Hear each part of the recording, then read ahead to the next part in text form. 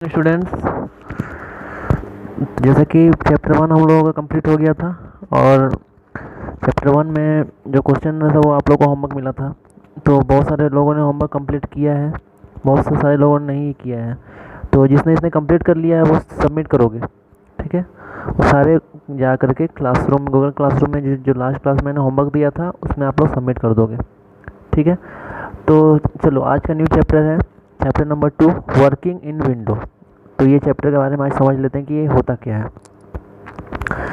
जैसा कि विंडो आप लोग जो देख रहे हो, विंडो के बारे में तो सब कोई जानते होंगे कि विंडो क्या होता है, ठीक है। एक्चुअली विंडो क्या है, एक टाइप का ऑपरेटिंग सिस्टम है, ठीक है, जिससे कंप्यूटर ऑपरेट होता है, ठीक है। मतलब कंप्यूटर को रन करने के लिए अगर सबसे इम्पोर्टेंट अगर कोई चीज़ है तो वो है आपका operating system. Without operating system no computer can run, okay. तो for the running of computer it is essential first we install operating system in your computer। तो जैसा कि यहाँ पर है, जैसे कि आज फर्स्ट क्लास है तो हम पहले आज इसको बेसिक समझा देते हैं कि ये क्या क्या होता है। तो विंडो ऑपरेटिंग सिस्टम, जैसे कि आप लोग मोबाइल फ़ोन में एंड्रॉयड ऑपरेटिंग सिस्टम इंस्टॉल करते हो, ठीक है। मतलब अगर नहीं भी किए होगे तो आप लोगों को जो मोबाइल फ़ोन जहाँ से आप ख़रीदते हो वहाँ से उसको इंस्टॉल करके दिया जाता है। तो विदाउट ऑपरेटिंग सिस्टम आपका मोबाइल में कोई भी ऐप रन नहीं कर सकता है। अगर आप कंप्यूटर की बात करो तो बिना ऑपरेटिंग सिस्टम के आपके कंप्यूटर में एक ऐप जो होगा वो भी काम करने वाला नहीं है। तो आप अपने कंप्यूटर में देखे हो विंडो 7 हो गए, ठीक है। तो बहुत सारे लोग विंडो 8 यूज करते हैं, बहुत सारे विंडो 10 यूज करते हैं। तो लेटेस्ट जो है विंडो 10 जो भी चल रही है। लेकिन आप लोग विंडो के बारे में है कि जैसा कि यहाँ पे आप लोगों को बता रहे हैं कि विंडो क्या होता है, आपके कंप्यूटर को रन करने में हेल्प करता है। तो देखिए, you have already learned about the various hardware devices that make up a computer system. However, hardware alone is incapable of performing any task. To be able to work with the system, you require software। यही लिखा हुआ है कि कोई भी software को run करवाना है तो बिना हार्डवेयर के आपका रन नहीं कर सकते हैं।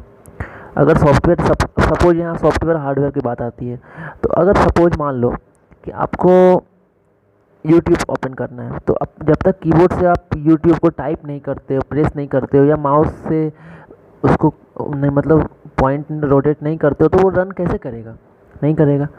तो इसीलिए किसी भी ऑपरेटिंग सिस्टम को रन करने के लिए या फिर सॉफ्टवेयर को रन करने के लिए हम लोग को पहले तो हार्डवेयर को काम करवाना होगा, ठीक है। जैसा कि लिखा हुआ है, an operating system is the most basic software that is installed in a computer system. You cannot interact with hardware devices without an operating system. The purpose of the operating system is to provide an environment in which user can execute program and use the computer hardware in a efficient manner। तो आज हम लोग पढ़ते हैं एक operating system के बारे में। जैसे कि यहाँ लिखा हुआ है basics of an operating system. जैसे कि यहाँ पर ऑपरेटिंग सिस्टम के क्या क्या वर्क होते हैं, ठीक है। जैसे यहाँ पर देख रहे हो प्रोग्राम एग्जीक्यूशन, इसके थ्रू हम लोग प्रोग्राम एग्जीक्यूट कर सकते हैं। जो प्रोग्राम आप बनाए हो वो रन कर सकता है। रन कहाँ करेगा, ऑपरेटिंग सिस्टम में करेगा। उसका मेन मेमोरी मैनेजमेंट, इसमें कंप्यूटर में क्या होती है, एक मैनेजमेंट की सिस्टम होती है। जैसे कि आपके कंप्यूटर में बहुत सारा ऐप रन कर रहा है, ठीक है, तो उसको मैनेज कौन करता है, तो ऑपरेटिंग सिस्टम करता है। उसमें से आप चाहते हो कि बहुत सारे ऐप है जिसमें से बहुत सारे ऐप को हम क्लोज कर दें, जिससे मेरा बैटरी बैकअप थोड़ा अच्छा हो जाए, इंटरनेट फास्ट चले, इसलिए इसका यूज करते हैं हम लोग मेन मेमोरी मैनेजमेंट का। थर्ड नंबर टॉपिक है file management and secondary storage management. जैसे सेकेंडरी स्टोरेज करने का मतलब ये यहाँ पर ये हुआ कि बहुत सारा फाइल्स है आप अपने कंप्यूटर में रख रहे हो, ठीक है। तो अगर रखते जाओगे तो उसमें एक कंप्यूटर क्या है, इलेक्ट्रॉनिक डिवाइस है और इसकी कोई सिक्योरिटी नहीं है कि कब वो आपका क्रैश हो जाए। तो सबसे बेटर यही है कि उसमें आप फाइल को मैनेज करके रखोगे। कहने का मतलब है कि जो भी फाइल है उसको गूगल ड्राइव में सेव करके रखोगे, या फिर सेकेंडरी स्टोरेज है उसमें आप बैकअप बना के रखोगे कि आपका जब किसी कारण से अगर कोई प्रॉब्लम भी आती है ऑपरेटिंग सिस्टम में तो आप फिर से उसको इंस्टॉल कर सकते हो, ठीक है। थर्ड लास्ट नंबर है इनपुट आउटपुट मैनेजमेंट। तो जैसा कि आपको पता है कि इनपुट डिवाइस का होना बहुत ज़रूरी है। अगर आपको आउटपुट लाना है तो इनपुट करोगे ना आप, बिना इनपुट की आउटपुट कैसे आने वाला है आप बताओ, नहीं ना। तो इसीलिए किसी भी आउटपुट को लाने के लिए आपको इनपुट होना मस्ट है। अब नेक्स्ट है operating system has evolve over period of time. Initially the operating system interface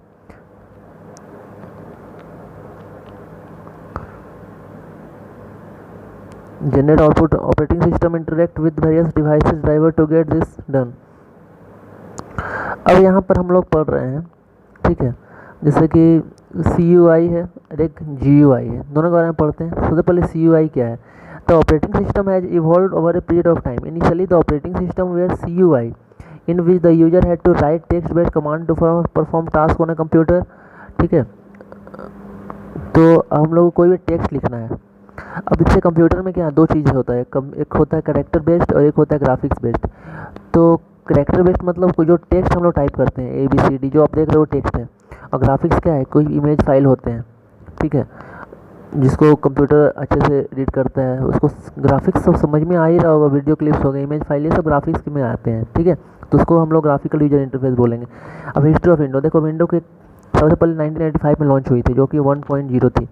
इस तरह से आपको बहुत सारा विंडोज दिख रहा होगा यहाँ पर, ठीक है। लेटेस्ट 2012 में दिख रहा है विंडोज 8, लेकिन अभी मैं बोल रहा हूँ 2015 में एक आई थी विंडोज 10, ठीक है, वो अभी लेटेस्ट है, ठीक है। ये सब आपके हो गए। तो आप लोग जिसके पास बुक है वो चैप्टर को जितना तक मैंने पढ़ा है उसको आप लोग अच्छे से कम 2 बार रीड करोगे तो आप लोग अच्छे से क्लियर हो जाएगी।